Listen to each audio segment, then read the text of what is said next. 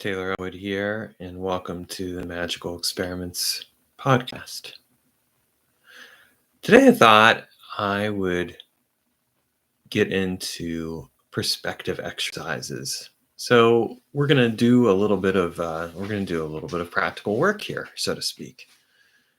And really what I'm sharing here are some different exercises that I use to keep me mentally and spiritually, and sometimes physically and emotionally flexible. I think that this kind of flexibility is really important because it helps us to discover,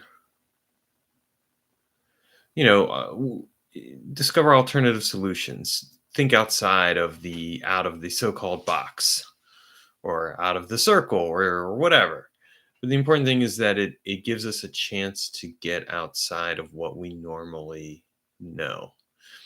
And as many of you may know, one of my frequent sayings that I like to give is, challenge what you know by discovering what you can learn. Well, one of the ways you challenge what you know to discover what you can learn is through the choice of cultivating alternative perspectives and awarenesses. Making the choice to look at your life in a different way, making the choice to look at a situation a different way, making the choice to feel into or to attune or use other kinds of ways of knowing in order to embrace the experiential aspects of the world around you. In fact, right now what I'm doing is actually giving you a perspective exercise through my language. I'm using different types of sensory words. So, I use the word look, of course, but then I also talked about attunement, which is not necessarily sight oriented. It could be sound oriented. It could be feeling oriented. I talked about feeling into a situation. We could also like talk about, breathing in or feeling or like connecting with your intuition or something along those lines. When we look at how we use language in and of itself can tell us a lot about the perspectives that we cultivate. One of the most important skills that I've learned over the years is paying attention to the words that I use. And one way I'm actually doing this right now is I'm using a vocabulary builder in some of my writing, specifically in my poetry. My sweetheart Joanna, she challenged me a little bit. She's like, "Hey, you write really good poetry. I like it. I mean, I don't know if she would say really good, but she's like, I like your poetry. So I'll take that." And and that's cool. But she's like, at the same time, it'd be neat if you use some different word choices. Fair enough.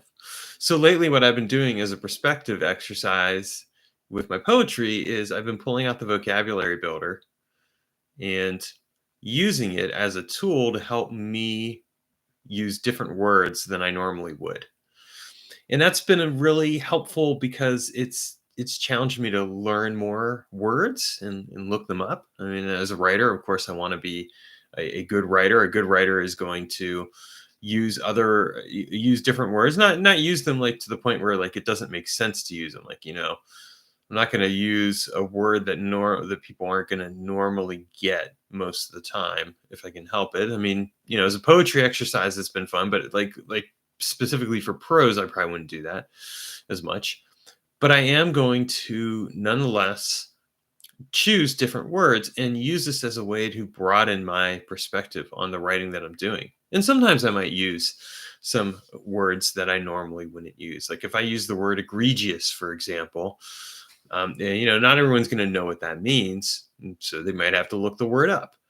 But by using it, I am, indicating something there. And of course, that's really important. What I'm actually indicating is, like in the case of egregious, is like it's like a word that describes when something is over the top or too much or like it's like exaggerated. So you can see right there there's a different perspective there just by taking on a different word. One of the other ways that I like to cultivate perspective is through reading multiple books. Not exactly at the same time, but like I have a bookmarker in about 15 different books right now. Of course, this means that sometimes I read these books and it takes a while to wrap up a book, to get finished with it. And at the same time, it's a really good exercise for me because it helps me to learn and discover um, multiple points of view and think about those points of view. I actually use those points of view to help me come up with innovative magical ideas and practices, because when I'm reading different books, I'm getting all kinds of different ideas about what those authors are saying. Now, I won't say that I don't ever that I never like just read a book straight through from cover to cover. There are rare books where I can do that, and that's always interesting too. But what I'm finding is that with writing, we really have to consider, like, how is it that I want to show up, with this writing, but also how do I want to show up, like with reading? How do I want to show up with the world? How do I want to keep myself mentally flexible? So to me, mental flexibility is key. It keeps your mind sharp. It allows you to learn a lot more about the world around you and keeps you curious. And so I'll be reading all these different books, and this helps me to shift my perspective quite a bit because I'll be entertaining a variety of points of view. And I don't always agree with the points of view. I mean, I would say that if I read a given book, there's usually at least a couple points I don't agree on with the author, but it helps me think. And here's another key clincher to this, which is also useful for perspective, is don't limit yourself to the don't limit yourself to like just like one some subject area or discipline. So for example, one of the critiques I would have, with people who practice magic, is a lot of times what I'll see is that they'll only read books on magic, and it's like, okay, great. I get that at a certain point you just need to spend some time learning that discipline. That's fair. But if all you ever read are books on magic, you're actually limiting yourself in a significant way because you're so focused on the magic that you're not looking at, like, you're not thinking about, like, how can I apply this to the world around me. So, like, for example, I'll read books on culture studies, or I'll read books on relationship skills, or I'll read books on architectural design, or I'll read books on um, writing, or poetry, or any number of other different topics, and or like habit forming, for habits and how you form good habits. So, the reason I'm doing that is to give myself a different perspective, and it's also to help me see how I can apply magic to the world around me, instead of just like, oh, I've read this book on magic, and I don't really know what to do with this spell, or I have a vague idea, but I'm not entirely sure how I would apply it to my life. If you ever felt like that, I haven't really, but if you have, chances are it's because you're a little too focused on reading just books on magic. Like, broaden your range a little bit, broaden your horizon, do something different. Yeah, and this isn't just reading. It is also about doing different activities. So, like, as an example, yesterday I went to a celebration for some of the men's work that I do, and there we were honoring people who had done their work. That was a good feeling. And then later that day, I ended up going to a munch, and that was a different kind of meeting. I was connecting with people that in a different way there. And then I went to a movie, and then I came home and hung out for a bit. And of course, I had some other interactions and all that. But the point that I want to make is that by choosing to have different interactions, going to different communities, getting involved with different activities, this was helping me to stay flexible as well. And Granted, I get that for some people it's like, oh, well, I've got a busy schedule, Taylor. Like, I can't do that. Fair enough. But look at your schedule. Like, what is it? If you're just doing the same thing all the time, you're not ever like exposing yourself to a different community, different people, different experiences. This can really limit you in a significant way from the work that you're trying to do. I think that this is absolutely crucial to maintaining that kind of mental flexibility and awareness that we need in our lives. So I would urge you to look at that and ask yourself, like, how can I be more flexible in my thought process, the people that I'm around and spend time with, um, other activities. Even today, as an example, I would say, I made sure I was open to trying some different ideas about food and cooking because I can get set in my ways, and I am as guilty of this as anyone else. Like, I can get set in my ways and be like, okay, I'm going to do this same thing over and over and over again. And there is some comfort in that. There is some real comfort in doing the same thing over and over again. But why not try something different? So actually, I'm thinking about this, and this is a reminder to myself. I'm going to eat my food with my left hand, as far as like using the utensils next time. Like, I was using the right. I'm so used to using the right hand. Well, why not try it with the left hand? What does that feel like? Or write something down with my left hand. You could take out a piece of paper and pencil and write with your left hand. If you're right-handed. If you're left-handed, then write with your right hand. Most people though are typically right-handed. So write with your left hand then, and see what that feels like. What does that experience do for you? How does it open up your mind? How does it shift your perspective? Another thing you might consider doing is changing your perspective on a physical level. Aside from like using a different hand for eating, maybe try walking backwards for a little bit, carefully, mind you. And I mean, you don't want to bump into something or walk backwards out into the street and then get hit or something. Like, that's not a good thing. But try walking backwards for a little while, or um, try exercising like on the floor. Like, if you're laying on the floor, try lying a different way, or exercising a different way than you normally would. One thing I really found really fascinating and interesting is back when I used to go swimming a lot, I always found it interesting that when I was in the pool, I felt that my way of thinking changed in some ways because of my movement. And I'd be memorizing uh, different different words and sayings and chants that I needed to memorize for some spiritual work. And I would do it while I was swimming. And I found that I retained it easily enough when I was standing up, but it was a different way of thinking and being because I'm swimming, and I'm vertical. I'm not horizontal, whereas normally I'm horizontal. So these are just a shift in your normal patterns, a shift in the way that you do something or you interact can be really helpful in terms of how it opens your mind and opens your creativity. I think a lot of times we limit ourselves because we think, we got to do things a certain way. Well, you don't have to do things a certain way. When we get stuck in a rut of doing activities in a certain way, this is when it can be good to challenge ourselves to do activities in a different way. Try something different. Choose, I'll do something right now. Like, I'm gonna look over this way instead of this way. Because sometimes, like when I'm doing video recordings, I'm looking over this way.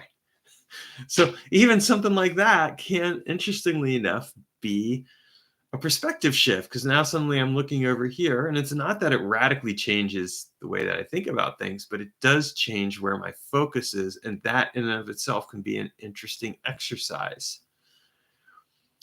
Same thing for like meditation.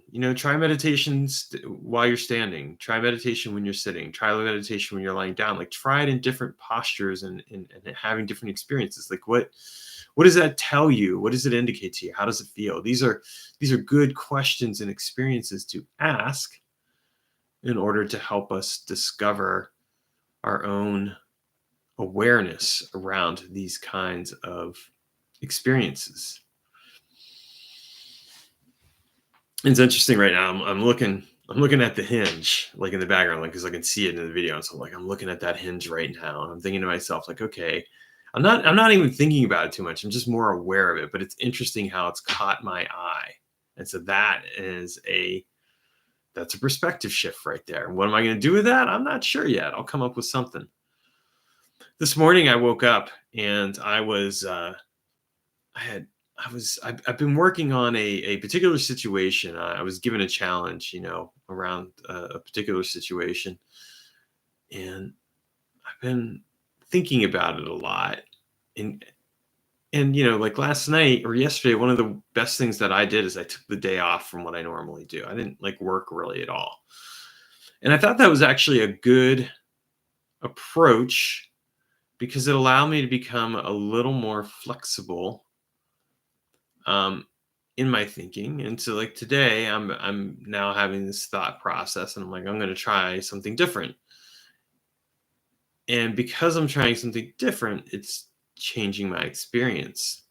So like whether it's looking at the hinge over there or doing some other kind of activity, it's different.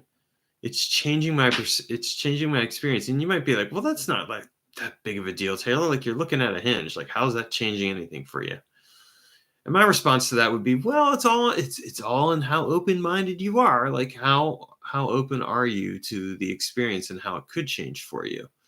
We don't all have to be on the same page, and we rarely are.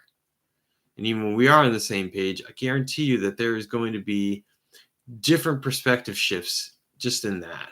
Like, like it's like you've got this particular perspective and you do something different than you normally would, and that'll shift your perspective.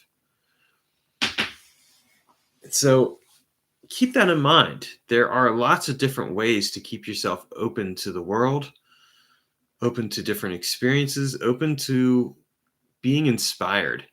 And what I've tried to share here are a couple of different exercises in how you can think about the world. Okay, so I'm gonna just go GL. I'm gonna say GL because I don't want to because your name. I get that it's like I'm not gonna tell you to get lost, but that's his name, okay, or her name, or their name. Degree of awareness of subtle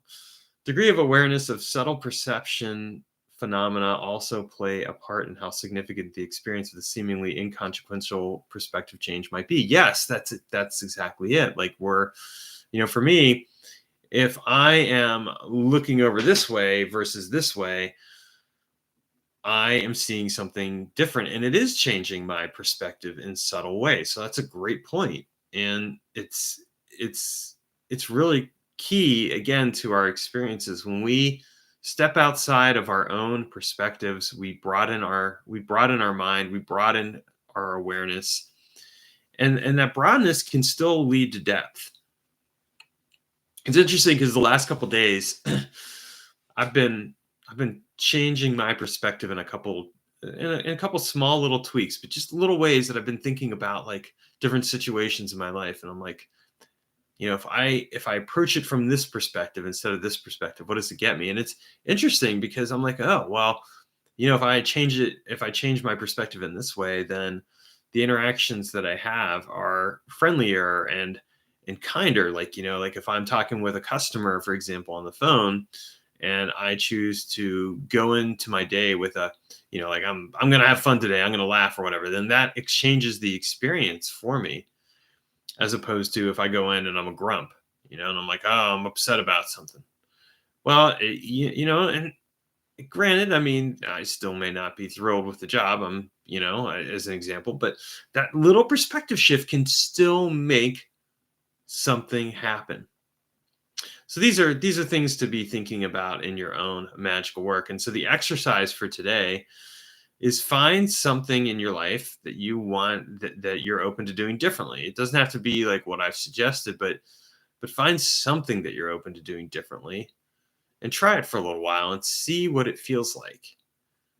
And carefully consider how your responses, whether magical or not, are actually grounding you into the experience in a way that opens you to deeper possibilities, better manifestation, you know. But more importantly, just a flexible awareness of mind where you're able to do more with your life and you're able to do more with your thought processes. That's one of the reasons why I've been able to do so many different things in my life and activities and all that. It's because I'm flexible. And don't get me wrong, I get set in my ways in certain ways, and I have to constantly remind myself of that and challenge it, because if I don't challenge it, then I really do get stuck in the long term, and I think that that's not helpful. And sometimes I have gotten stuck in the long term, and I'm like, I'm just like a donkey chasing after a carrot around a wheel. How far is that really going to get me? Not getting me far. I'm not getting to the carrot. I'm still stuck around the wheel, trying to moving the wheel along, but I'm not getting anywhere. So perspective shifts can open a lot for us. All right. Thanks for watching and have a great rest of your day.